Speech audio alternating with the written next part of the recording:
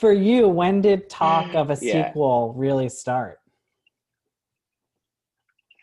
Um, oh man. I feel like McGee or Mary or both of them reached out to me just like I can't remember what else we were doing. I did something else with them. When we first met, I think was after. Anyway, it was a couple years ago that they were, thinking about it. Hmm. And I think Batch and I were texting back and forth, just like, I wonder how they'll bring us back.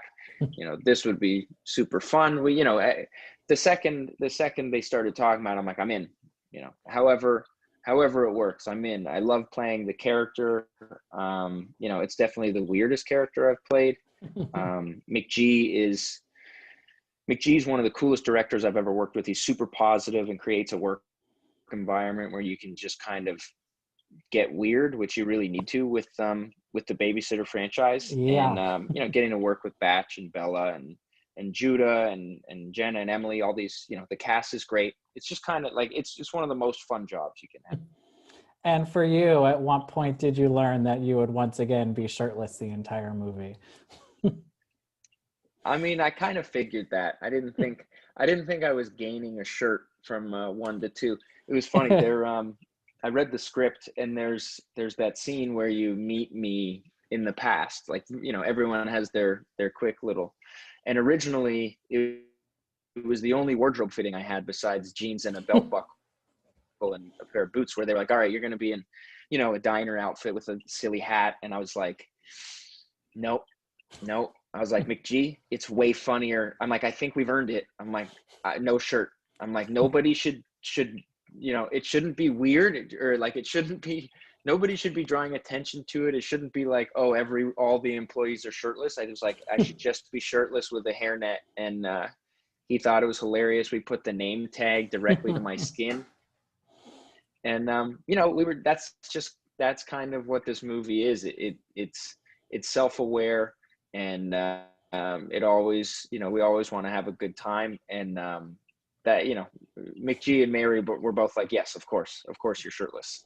It's like once the trailer dropped, I saw a lot of people online being like, oh, well, Robbie's still shirtless. I'm in. So congrats on that. Yeah, if there's a third one, I'm sure I don't have a shirt. Thanks. And for you, I mean, you come back, you're a ghost, so you are basically still a high schooler. I know this filmed 5 years after the last one. You're in your 30s now. You just had, became a father right before this movie started filming. Just what is that like, getting back into that headspace, I guess? I am further removed from high school than in, or like I'm right in the middle because I'm 32, and you start high school at what, like 14. So Yeah. 14 to 18 is high school. So I'm pretty much I'm pretty much right on the other side of that.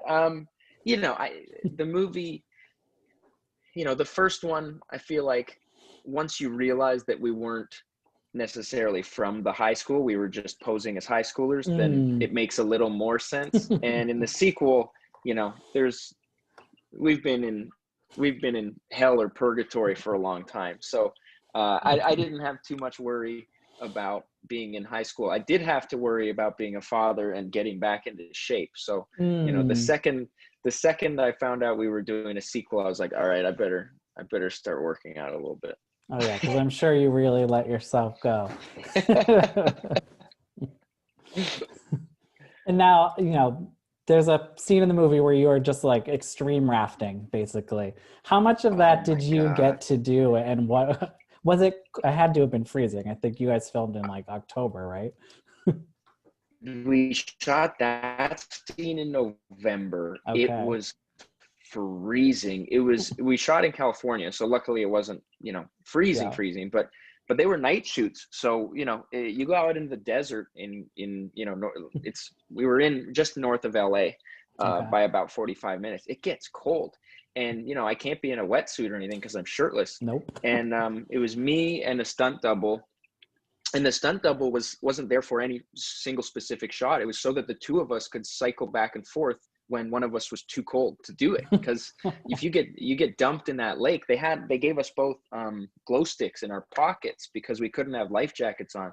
So if you get dumped off the tube, you got to hold up your glow sticks in the air so that somebody can find you because it's so dark. So we had a medic, a stunt medic on a jet ski that was following at a safe distance where he wouldn't run us over if we fell in, but so that he could get to us quickly to pull us out of the water. But it was, as far as stunts that I've done myself, it was definitely on the more extreme side, which, doesn't sound that extreme. You're tubing behind a boat, but we were ripping. You had to go fast so that it looked good, and so that I could grab the rope and start pulling myself in.